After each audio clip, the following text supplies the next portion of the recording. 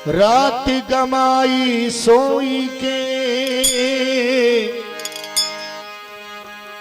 दिवस गमाई खाई के। रात गमाई सोई के दिवस गमाई खाई के। हीरा जन्म अनमोल था कौड़ी बदले जा। रात गमाई सोई के दिवस गमाई खाई के। हीरा जन्म अनमोल था कौड़ी बदले जा।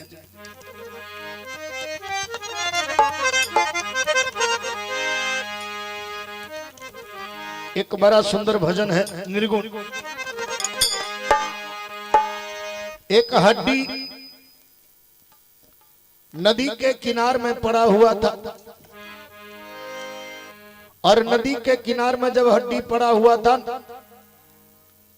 तो एक राजकुमार महंगे वस्त्र पहनकर सेंट वगैरह लगाकर और सुबह सुबह 4 बजे उसी होकर जा रहा था कहीं जतरा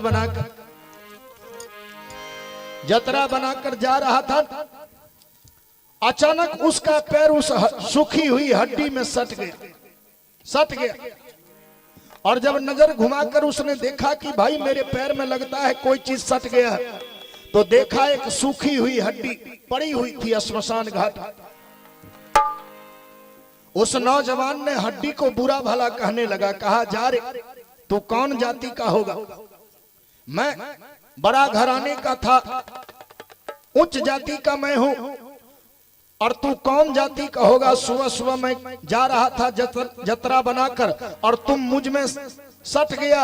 अब मुझे फिर से घर में जाकर स्नान करना होगा। मैं छुआ गया। तू नीच जाति का होगा, छोट जाति का होगा। हड्डी ने जब यह बात सुना तो सुनिए वो हड्डी क्या कहता है। ए बबुआ, एक दिन हम हूं रहनी राजा के बेटा। बबुआ सुना, एक दिन हम हूं रहनी राजा के बेटा, बड़का घराना के रहनी। लेकिन भैया तोहरा हमरा में बड़ा फर्क बा।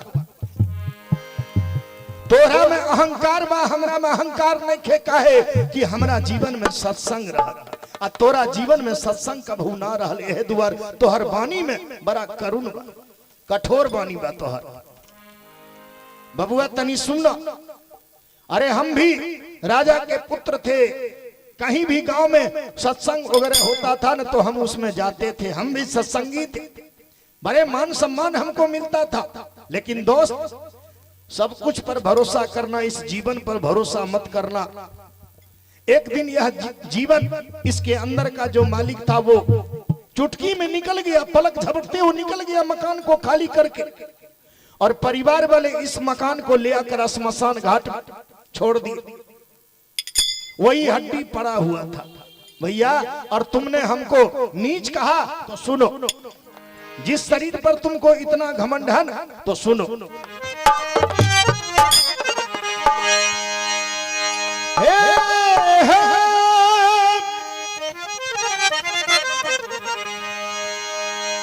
एक दिन नदी के तीरे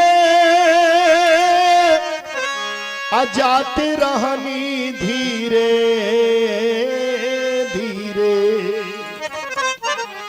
बबुआ सुना, तब जइहा स्नान करे। एक दिन नदी के तीरे, एक दिन नदी के तीरे जाते रहनी धीरे धीरे। ए बबुआ, तोहरा शरीर पर इतना घमंड बा तो सुना। हम आँखी देखनी,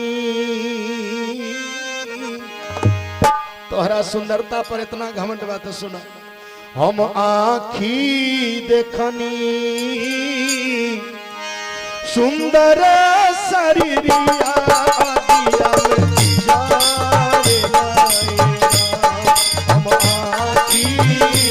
देखनी सुंदर शरीरिया अगिया में जार लाए।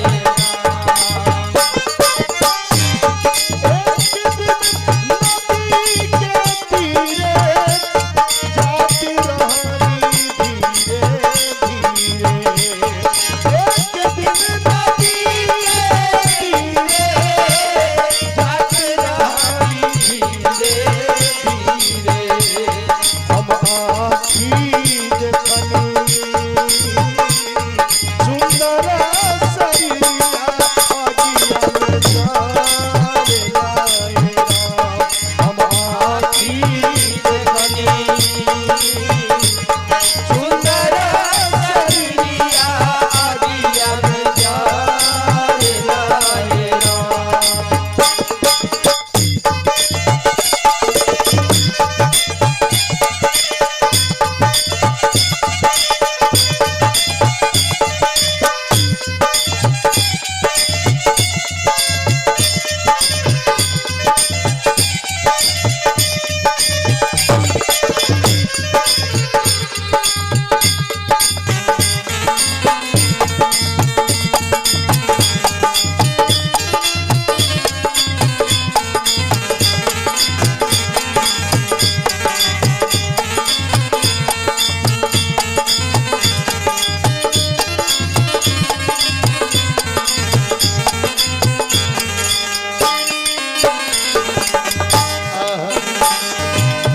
हड्डी कहता है उस नौजवान से हम आंखों देखी सुना रहे हैं। इस श्मशान घाट में मैं रोज देखता हूँ तुमसे भी कोमल कोमल शरीर वाले आते हैं, कम उम्र वाले भी आते हैं, ज्यादा उम्र वाले भी आते हैं, तुमसे भी विद्वान तुमसे भी ज्ञानी लोग आते हैं सुंदर, और तुम हमको नीच बोला। हड्डी कहता है सुनिए, जेकरा ले सब कुछ कैला जीवन के अपन गमैला।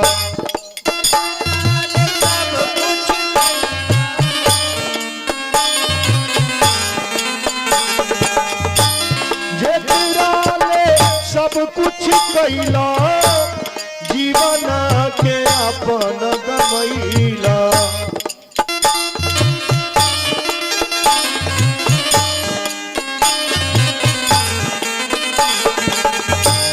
जेकरा ले सब कुछ कैल रे हनसा। जेकरा ले सब कुछ कैला जीवन के अपन गमैला।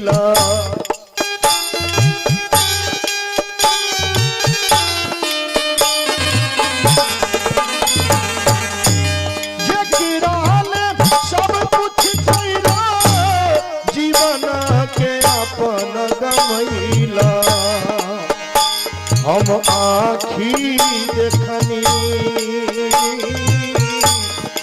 ए बबुआ, हम आँखी देखनी उहरे शरीरिया अगिया में जार लाए राम। हम आँखी देखनी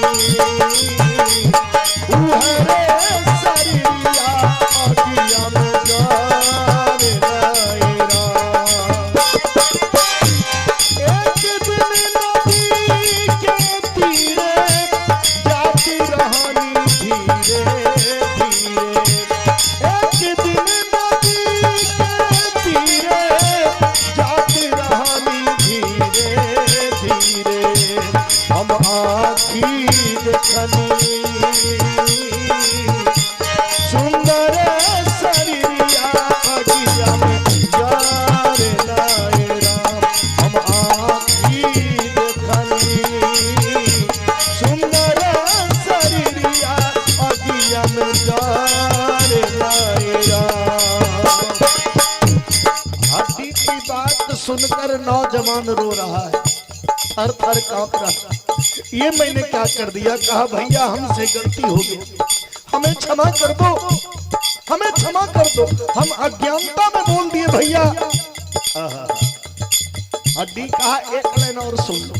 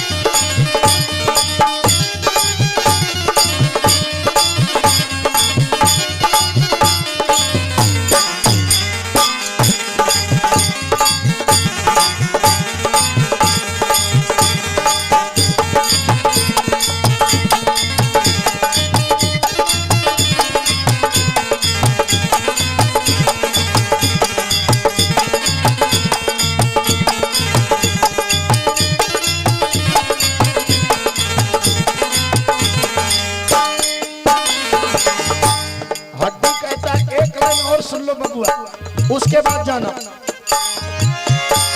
बारे जतना से पबला नरतना हो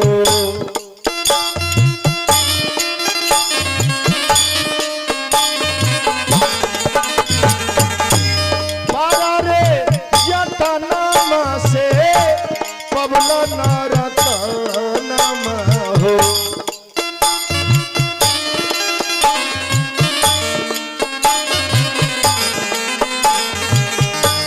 बड़ा रे जताना से बबुला नरतानमा हो। हे बबुआ ऐ शरीर पर मत घमंड करा।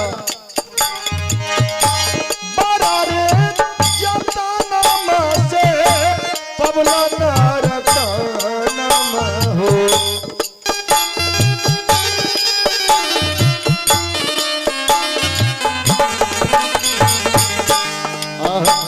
हम आँखी देखनी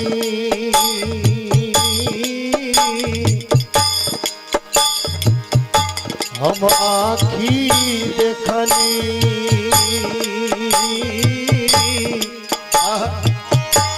बबुआ जिस मुख से तुमने हमको अपशब्द बोला तो सुनो उस मुख का अब दुर्दशा क्या होने वाला है। हम आँखी देखनी मुहामा में अगिया एक दिन लागे लनुएरा। हम आँखी देखनी मुहामा में अगिया एक दिन लागे लनुएरा। हम आँखी देखनी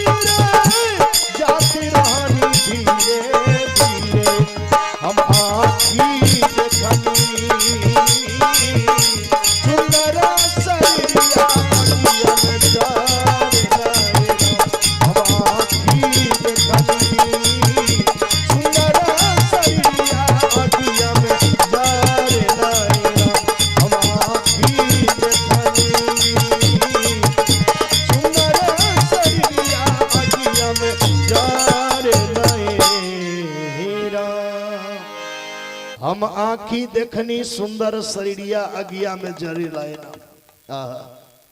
एक दिन इस शरीर को आग में जरना है, जल के सुहा होना है।